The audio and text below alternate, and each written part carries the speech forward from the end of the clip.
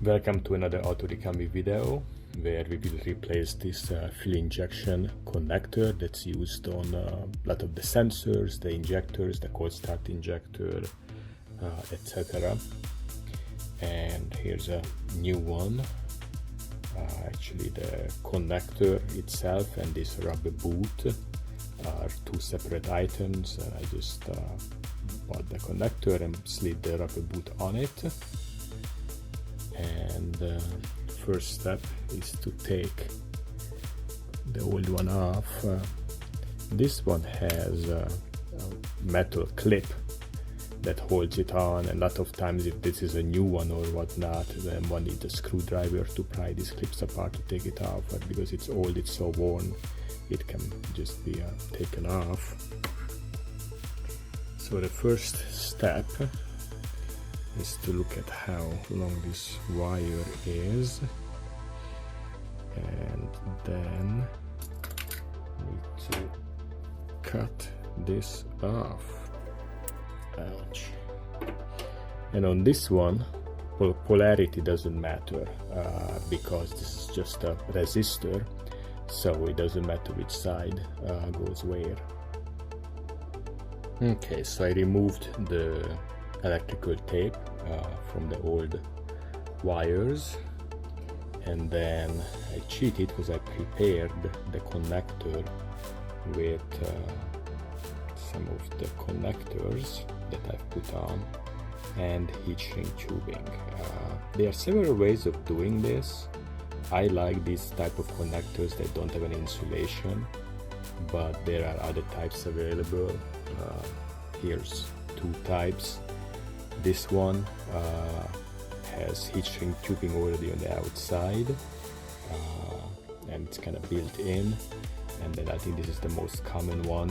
I like it the least because it's kind of bulky, but it has a plastic housing, and really this needs heat shrink tubing over it as well once it's installed, but I kind of like when I just do everything myself. I have these two pieces of heat shrink tubing on the wires that's to cover the connectors once they're done, and then I also have a bigger heat shrink tubing to kind of cover everything once the small ones are installed. So let's get these guys stripped. I like to twist these. It makes it less likely that an errant strand is going to go in its own way. Attach one. If somebody wants to be really fancy, they could make these different lengths so these two connections don't end up right next to each other, and maybe it's not as big and bulky. That's a possibility. But I think this will be fine for what we are doing. Do two crimps so it's on the full length. There we go, very good. Now we need to do the heat shrink tubing, and these are available in different sizes and even assortments and whatnot. Don't have to burn the heck out of it. And now this larger one of the boat is gonna take a little bit more effort.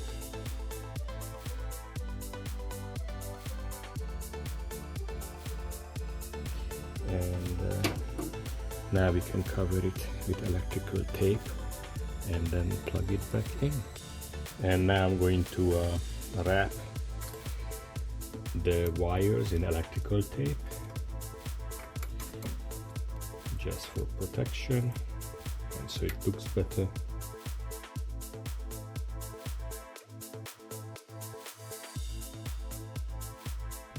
And now we're gonna connect it. Make sure it clips on good. And this sensor, sometimes it's down here. There's two openings here, And originally the sensor was at the bottom opening, and this was just bleed, where we bleed the air out of the cooling system. But somebody put this up here on this car.